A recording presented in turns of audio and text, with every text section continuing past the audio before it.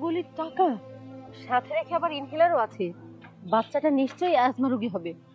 মনে হয় হসপিটালে যাচ্ছিল এতগুলি টাকা নিয়ে। এক কাজ করি, এই ইনহেলার ওর হাতে দিলে তো ও সুস্থ হয়ে যাবে মোটামুটি। এক কাজ করি, এই টাকাগুলো নিয়ে আমি পালায় যাই। এই ইনহেলারটা যদি ওর হাতে আমি আগায় দেই তাহলে ও মোটামুটি সুস্থই হয়ে যাবে। তখন এই টাকাটা আর আমাকে নিতে দিবে না। ও অসুস্থ হয়ে পড়ে থাকুক, আমি টাকাগুলো নিয়ে যাই। যাক, টাকাটা পাইছি, মোটামুটি আমার ভালোই হয়েছে। এখন আমার চাকরি হোক বা না হোক আমার কোনো সমস্যা নেই।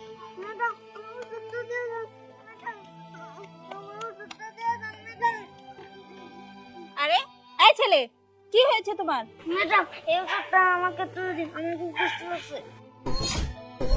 এই ওষুধটা আমি তোমাকে দেব? এই ওষুধটা যদি আমি তোমাকে দিই তাহলে আমার কি লাভ? বরং এই ওষুধটা যদি আমি তোমাকে না দিই তাহলে আমার অনেক লাভ আছে। আমি ওষুধটা তোমাকে দেব না।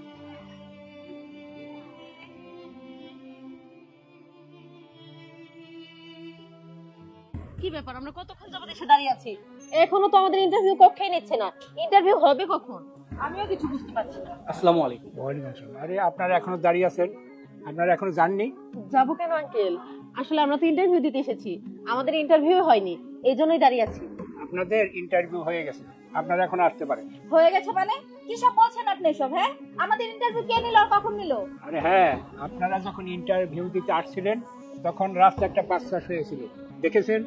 আর ওই বাচ্চাটাই হচ্ছে আমার একমাত্র নাতি, আর ওর নামে এই সমস্ত কোম্পানি। আর ওই আপনাদের ইন্টারভিউ নেওয়ার জন্য অসুস্থ হয়ে ওখানে শুয়েছে। আর আপনারা কি করেছেন? ওই অসুস্থ বাচ্চাকে সুস্থ না করে আপনারা টাকা নিয়ে যার যার মতো চলে এসেছেন।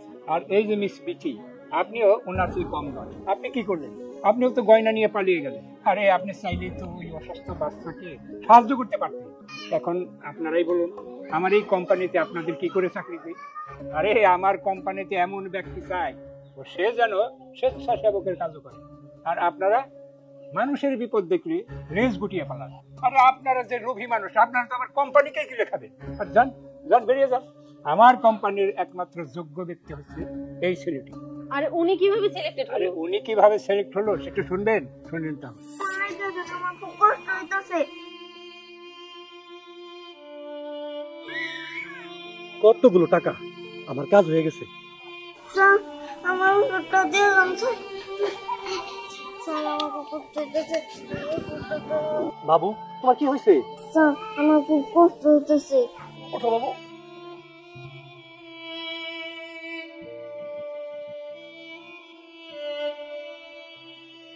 বাবু, এই টাকাগুলো মনে হয় তোমার। এতগুলো টাকা রাস্তায় ফেলে রাখতে নেই, বাড়িতে নিয়ে যাও। আর আমি একটা ইন্টারভিউ দিতে যেতেছি, আমার জন্য দোয়া করে দেবো।